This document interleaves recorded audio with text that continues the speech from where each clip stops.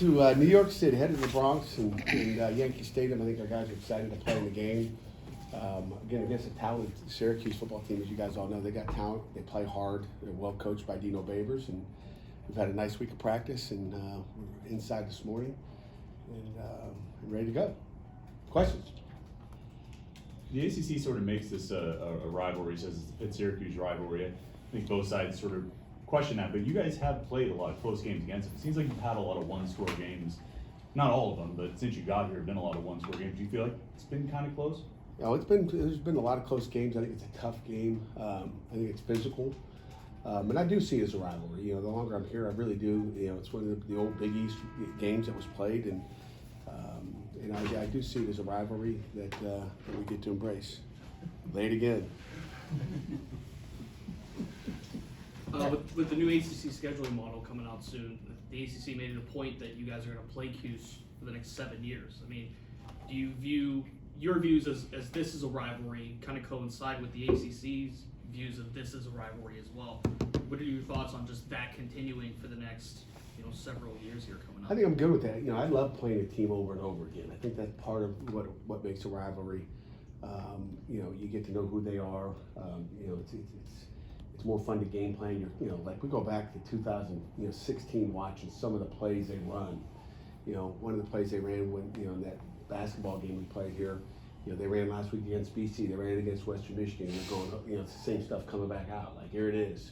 So you're practicing the heck out of that. And like there's that chess match that you get when you play someone more than once or twice. And so I kind of like that chess match. How do you prepare for dynamics of a baseball stadium? Playing football in a baseball stadium? You know what? Really doesn't matter. It's the field is the same length and all that. Some of the things we talked about this morning. It's just the press box. Maybe being a little bit lower. You can't see it far away. So just being able to make sure we have binoculars up there. Just adjustments and what does it look like up there? To me, they've got the best view up there. But if it's not a great view and you're way over in third base and it's a long way to get to the other hash. Just to see what's going on. It's just gonna be different. It'll be a different angle as opposed to being like this, like when you're at home.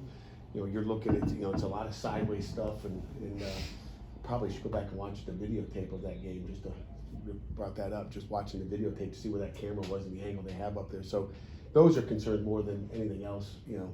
We know right field is a little short there. If you catch if Bub catches another fade in that end zone, he might end up in the stands there. Just jump up when you get there. Does this matchup, being outdoors, not being on Syracuse's campus, do you feel like this gives you guys a little bit of an advantage? I don't think so. I think there's no advantage there. I don't think it matters where we play, indoors or outdoors. We've had our success indoors. Matter of fact, we practiced indoors today in the Dome. We practiced in the Pitt Dome today, so it would have been good either way.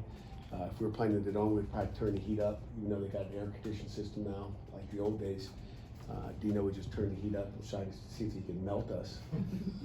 You guys have probably been there. It was like it was a fact. I've had the conversation with Dino too, so I wouldn't say that out in public. He tried to melt us, and I don't think we melted too much.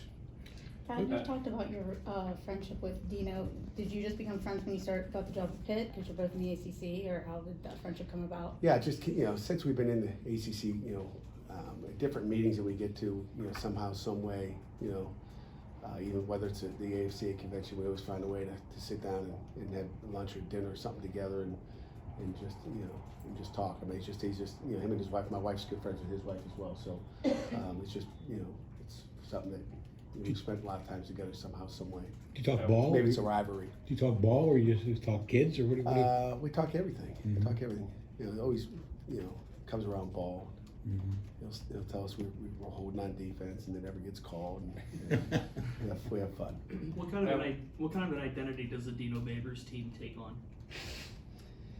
You know what? I think a confidence. I think Dino's a really confident guy. So regardless of what the record is, he'll have those guys ready to go. He's confident. He's positive. So I know that's what the team will come out and they'll be ready to roll like we will be. I just know he's just again, I've never coached with him. I just know how he is on the side. He'll have his guys ready, and they'll be positive. Will you use these last couple of games to get some different guys some looks Is that something you would like to consciously do here over the last few? I'd like to take these last couple games to get some wins. And I'm not worried about looks. We got spring ball and all that. I'm not worried about finding out who's got this or trying to win a football game. And that'll always be why we step on the field on game days. How have you seen your defense improving over the last several weeks? What kind of improvements have you seen from them? Last week I saw improvement that, was kind of like, put the blinders on and go out and play 4 quarters. And, we play this game to play the game. And if you get out there on the field for, we were watching cut-ups the other day. It was like cut-up number 100, play number 104. I think we had 109 plays back in whatever year that was in that basketball game that we played here at Yankee Stadium, Old Heinz Field. But it doesn't matter if we have to play 104 plays or 109 plays. Go out there and play and worry about what you can control the controllables. They've shown ability all the time to make plays and do things the right way. So I just want to see them play the right way, period. And again, I think we've done a better job of stopping the run at times, and then you don't. So it's just I've seen improvements, but want to see more. By putting the blinders on, do you mean they didn't worry too much about Florida State being the number 4 team in the country, and not worry too much about what their own record is going into this game? I think that's the blinders. I think it's a matter of just everything. Just play defense. And again, it's I think we always go out with that mindset of it doesn't matter who we're playing, but just putting your blinders on and going. Yes, you could say that. How ready do you feel your defense is to take on the quarterback mobility that Syracuse is going to give you guys, the looks they try to set up on offense? Well, I think it's pretty good. I feel good with the athletes we have on the field to stop the athletic quarterback. We've seen enough of them this year. Whether it's Drone and but the guy we played last week, probably a Heisman Trophy candidate guy that I thought was pretty good. Do you feel like your younger linebackers, a lot of the freshmen you guys are showing, are adapting to that quickly enough for the ACC ball? We'll find out. We'll just continue to get better, but we're happy with where some of those young guys are, and it's consistency, and it's how many plays can you give them, and then get them out. But trying to give, I think Bengali plays better when he's a little bit fresher, so we got to make sure we don't give some guys too many reps. He was banged up a few weeks ago and still, hampered. So we need to give him blows at times just so he can rest. Their offense lost Gadsden about a month ago. How have they adjusted to not having him on the field? I don't see a whole lot. Maybe they run it a little bit more, but I think it depends on who the quarterback is too. I mean, they ran it a little bit more last week against BC. I don't know if it was what they wanted to do against BC or it's because, Gadsden, for us it didn't change a whole bunch. I mean, I don't know if he had a catch last year against us. I don't think he did. If he did, he had 1. But he's a great player. But they got other good players that are capable. So I think they feel good with the skill that they've recruited there. Did you prepare for 2 quarterbacks this year? This week? Oh, yeah, of course. Well, how are they different, 2 guys?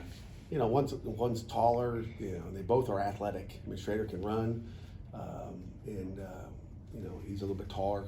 Probably a more seasoned passer. He's got 34 career starts. To Del Rio's, Wilson's, got just 2, one against us and one last week. So I'd say experience is the main thing. Makes your week 34-2. Makes your week tougher though. It happens. It does. For It two does. guys. And, it makes it. When you don't know what a guy looks like, it always makes it harder. You don't know what they do, what you need to stop. But we have at least video on both of them. It's not like going to Wake Forest and never seeing a guy before. It's not all that uncommon nowadays for a head coach to make coaching changes mid-season. You haven't done that over the past 9 years, but do you think with the way things are now, things happen so fast at the end of the season, transfer portal, you have to move quickly. Do you see that shifting in the sport, and is that something you found yourself considering because things move so quickly at the end of the year? Number one, worried about Syracuse. And not worried about the chaos on the outside that happens.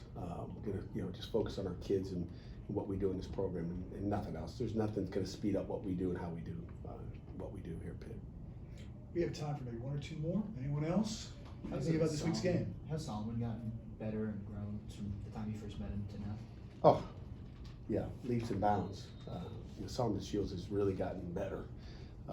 He's a guy that, a couple of years ago, I talked on my radio show the other day with Larry, just about where he was. There was times, maybe over the first year and a half, Coach, can I go play receiver? I think I'm a receiver, I'm not a linebacker. And then there was finally the time he said, Coach, I'm done with receiver, I'm gonna be a linebacker. And that's when he finally put it in his mind that I'm gonna be a linebacker, is when you started to see him start to rise. He's had a good year, and he's gonna be better next year. Is it just light bulb after light bulb with him? I mean, week after week, you feel like you see him taking steps forward.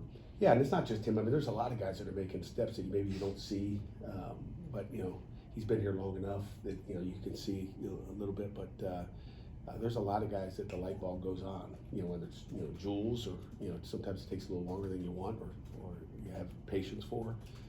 But there's a lot of guys that are getting better week by week that you see, and that's what experience does for you.